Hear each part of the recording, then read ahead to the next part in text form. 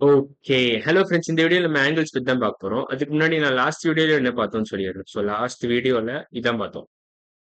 Exercise 4.1ல objective type questions ஃபுல்லா முடிச்சிட்டோம். 7th 8th question தான் பார்த்தோம். அதோட எக்ஸர்சைஸ் 4.1 முடிச்சிரும். லாஸ்ட் வீடியோ பார்க்கலன்னா அந்த வீடியோ பார்த்துட்டு இன்னைக்கு வீடியோ வாங்க. இன்னைக்கு வீடியோ நான் ஸ்டார்ட் பண்றேன். இன்னைக்கு வீடியோல நம்ம ஆங்கிள்ஸ் பத்தி தான் பார்க்க போறோம். ஆங்கிள்ஸ் பத்தி பார்க்கறதுக்கு முன்னாடி நான் ஒண்ணு வரைய போறேன். ஒரு ரே இருக்கு. இன்னொரு ரேவும் இங்க இருந்து வருது. ரெண்டு ரே இருக்கு இங்க பாத்தீங்கன்னா. டூ ரேஸ் இருக்கு. இதை நான் நேம் பண்ண போறேன் இப்ப. Two rays with let's say meeting point வந்து நம்ம ஏன்னு வச்சுக்கலாம். இந்த ரே பேரு AB.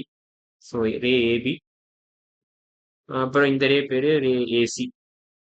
Ray AB AC meeting point A. அது காமன் வெர்டெக்ஸ்ன்னு சொல்லுவாங்க இதை.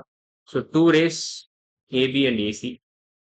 Two rays AB and AC have common meeting point. The common meeting point the vertex have vertex A, which is the meeting point in Solo. Meeting point of AB and AC. Meeting point of ray AB and ray AC. அவ்வளவுதான். இதுதான் ஆங்கிளோட definition தான். இந்த ரே ஏபியும் ரே ஏசியோட meeting point தான் ஆங்கிள்னு சொல்லுவாங்க. இதுதான் ஆங்கிள்னு குறிக்கிறாங்க. இதை தான் ஆங்கிள்னு சொல்றாங்க. பேசிக்கா உங்களுக்கு ரெண்டு ரே வித் காமன் வெர்டெக்ஸ் தான் ஆங்கிள் சொல்லுவாங்க. Two rays with same vertex அதுதான் ஆங்கிள் சொல்லுவாங்க. Two rays with same vertex. Two rays கூட இல்ல, டூ லைன் செக்மெண்ட்ஸ் கூட சொல்லலாம். டூ லைன் செக்மெண்ட்ஸ் சொல்லலாம், இல்ல டூ ரேஸ் சொல்லலாம். Two rays with same vertex. Same வெர்டெக்ஸ்ல சேம் மீட்டிங் பாயிண்ட் அர்த்தம். அதான் வெர்டெக்ஸ்ன்ற வார்த்தை முக்கியம். Meeting point we call it as angle. Angle formation சொல்லுவாங்க. angle ஃபார்ம் ஆகும். we can form an angle when two rays with same vertex is formed அப்படின்னு சொல்லலாமே. angle is formed. we can make an angle is formed சொல்லலாம். Basic idea இதுதான். ஏபியும் ஏசியும் பாத்தீங்கன்னா ஒரே end point இருக்கு, ஒரே ஸ்டார்டிங் பாயிண்ட் இருக்கு. அதனால நமக்கு ஒரு ஆங்கிள் கிடைக்குது. இந்த ஆங்கிள் பேர் என்ன சொல்லலாம்? இந்த ஆங்கிளுக்கு நம்ம நேம் பண்ணணும்னா ஆங்கிள் ஏனே சொல்லலாம் இதை. பட் இந்த இடத்துல இது ஒர்க் ஆகும். பட் எல்லா இடத்துலயும் சிச்சுவேஷன் இது ஒர்க் ஆகாது. என்ன பண்ணணும்னா 3 லெட்டர் யூஸ் பண்ணணும் இந்த மாதிரி ஆங்கிள் நேம் பண்ணணும். இதை ஆங்கிளோட சிம்பிள் ஆக்சுவலா இதான் ஆங்கிள் சிம்பிள். ஆங்கிளோட சிம்பிள் ஒரு பறவை மூக்கு மாதிரி இருக்கும் இது பார்க்க. ஆங்கிள் சிம்பிள் பாத்தீங்கன்னா மறுபடியும் நான் இன்னும் கிளியரா போடுறேன். ஆங்கிள் சிம்பிள் இப்படிதான் இருக்கும். இதான் ஆங்கிளோட சிம்பிள். ஆங்கிள் சிம்பிள் பார்க்க ஒரு பறவை மூக்கு மாதிரி இருக்கும். அவ்வளவுதான். இது மேல நீங்க ஆங்கிள் எழுதிக்கலாம். இது பக்கத்துல ஆங்கிள் எழுதிக்கலாம்.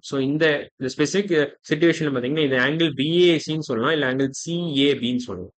இந்த ஸ்பெசிபிக் சிச்சுவேஷனுக்கு பாத்தீங்கன்னா ஆங்கிள் பிஏசி ஆர் ஆங்கிள் சிஏபின்னு சொல்லலாம். சிஏபி ரெண்டு இடத்துலயும் பாத்தீங்கன்னா நடுவு லெட்டர் பாத்தீங்கன்னா அதான் வெர்டெக்ஸை குறிக்கும். நடுவு letter indicates the vertex. Vertex is indicated by middle letter.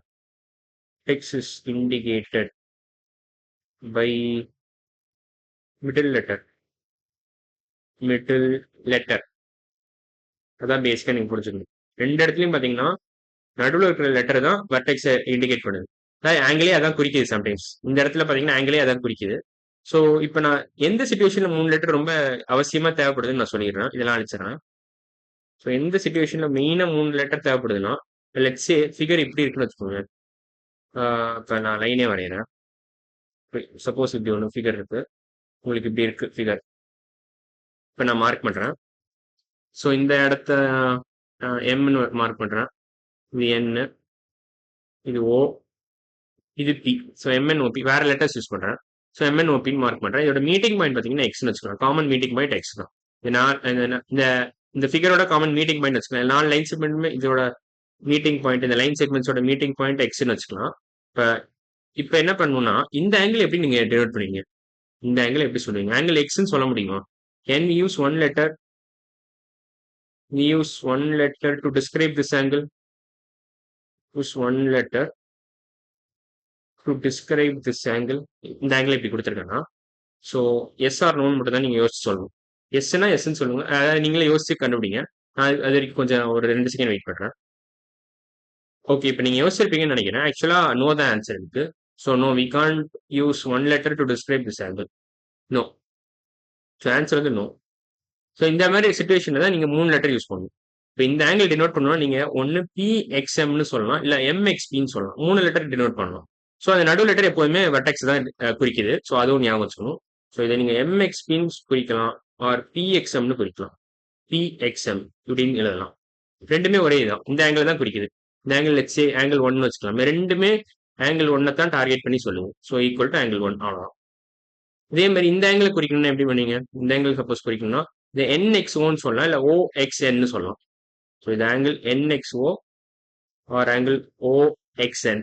So அப்படியே ரிவர்ஸ் எழுதுனா உங்களுக்கு அதே ஆங்கிள் கிடைச்சிடும். இது அப்படியே ரிவர்ஸ் எழுதணும் அவ்வளவுதான். ஆங்கிள் சிம்பிள் போட்டு என்எக்ஸ்ஓ போல ஓஎக்ஸ்என் எழுதணும் அவ்வளவுதான். ஸோ ரெண்டு இடத்தையும் பார்த்தீங்கன்னா நடுவு லெட்டர் தான் வெர்டெக்ஸை குறிக்குது. இதான் வெர்டெக்ஸ். ஸோ அதை அடிச்சிடுறேன். ஸோ இந்த ஆங்கிள் சப்போஸ் லெட்ஸ் சே இந்த ஆங்கிள் குறிக்கணும்னா சப்போஸ் ஆங்கிள் 3 குறிக்கணும்னா நீங்க எம்எக்ஸ்என் எழுதலாம். எம்எக்ஸ்என் ஆர் என்எக்ஸ்எம்னு எழுதலாம். என்எக்ஸ்எம் அப்படின்னு எழுதலாம். ரெண்டு அகைன் மறுபடியும் நடு லெட்டர் வந்து வெர்டெக்ஸை குறிக்குது. இந்த ஆங்கிளை கரெக்டாக டினோட் பண்ணிடுது. ஆங்கிள் 3 தான் இண்டிகேட் பண்ணுது இது ரெண்டுமே. ஸோ இதான் பேசிக் ஐடியா. ஆங்கிள் எப்படி நேம் பண்றதுன்னு கத்துக்கிட்டீங்க. ஜென்ரல் ஆங்கிள் டெஃபினேஷனும் நான் சொல்லிட்டேன். ஸோ மறுபடியும் நான் சொல்லிடுறேன் ரீகேப் மாதிரி. இப்போ ரெண்டு ரே வந்து ஒரு ஸ்டார்டிங் பாயிண்டோட இருக்குதுன்னா இப்போ 2 rays with same vertex can form an angle. அதையும் மறுபடியும் சொல்லிடுறேன். இதெல்லாம் அழிச்சிடுறேன். 2 rays with same vertex can form an angle. அப்புறம் எப்படி நான் எழுதணும் நேமிங் ஆங்கிள்ஸும் நான் சொல்லிட்டேன். ஸோ ஃபைனலாக என்ன சொல்ல வரேன்னா 2 rays with same vertex can form an angle. இதான் key takeaway. 2 rays with same vertex can form an angle. Can form an angle. அவ்வளோதான். மீன் 2 rays இல்லை 2 லைன் செக்மெண்ட்ஸும் சொல்லலாம். 2 லைன் செக்மெண்ட்ஸ்னு சொல்லலாம். 2 லைன்ஸ் கூட சொல்லலாம். 2 லைன்ஸ்னு சொல்லலாம். இந்த இடத்துல ரேஸ் தான் இல்லை. லைன் செக்மெண்ட்ஸும் அப்ளிகபிள் தான், லைன்ஸும் அப்ளிகபிள் தான். 2 rays or 2 line segments or 2 lines with same vertex can form an angle. அவ்வளோதான். இந்த ஆங்கிள் எப்படி நேம் பண்ணணும்னு நான் சொல்லிட்டேன். நடுவு லெட்டர் வந்து வெர்டெக்ஸை குறிக்கணும் அவ்வளோதான். அப்புறம் ஓவரால் உங்களுக்கு அந்த லாஜிக் கரெக்டாக இருக்கும். அந்த லாஜிக் என்னன்னா எம்எக்ஸ் இந்த ஆங்கிள் 1 பொறுத்த வரைக்கும் ஆங்கிள் நீங்க எம்எக்ஸ்பின்னு எழுதலாம். எம்எக்ஸ்பி ஆர் பிஎக்ஸ்என் எக்ஸ்எம்னு எழுதலாம். So either you can write it as PXM or MXP which both indicates angle 1 அவ்வளோதான். ஆங்கிள் 1 நீங்க எப்படி எழுதலாம்னா மறுபடியும் நான் எழுதி காமிக்கிறேன். எம்எக்ஸ்பின்னு எழுதலாம், எம்எக்ஸ்பின்னு எழுதலாம், எம்எக்ஸ்பி ஆர் பிஎக்ஸ்எம் ஆர் பிஎக்ஸ்எம் அவ்வளோதான். கொஞ்சம் ஸ்பேஸ் கொஞ்சம் அசிங்கமாக இருக்குது. அது மட்டும் அட்ஜஸ்ட் பண்ணிக்கோங்க. ஸோ கொஞ்சம் ஷாப்பியாக இருக்குது. ஸோ அடுத்த வீடியோவில் நம்ம என்ன பார்க்க போகிறோம், நேமிங் ஆங்கிள்ஸ் தான் ப்ராக்டிஸ் பண்ண போகிறோம் ஃபர்தரா. லெட்ஸ் சே இதில் எத்தனை கொஸ்டின் இருக்கு? 1 2 3 கொஸ்டின்ஸ் இருக்கு. ஸோ 3 கொஸ்டின்ஸ் இல்லை, ஆக்சுவலாக 6 கொஸ்டின்ஸ் இருக்குண்ணே. 4 5 கொஸ்டின்ஸ் இருக்கு. ஸோ அடுத்த வீடியோவில் இந்த 5 கொஸ்டின் தான் பார்க்க போகிறோம். ஸோ இன்னைக்கு வீடியோ அவ்வளோதான். அடுத்த வீடியோவில் பார்க்கலாம். பாய்.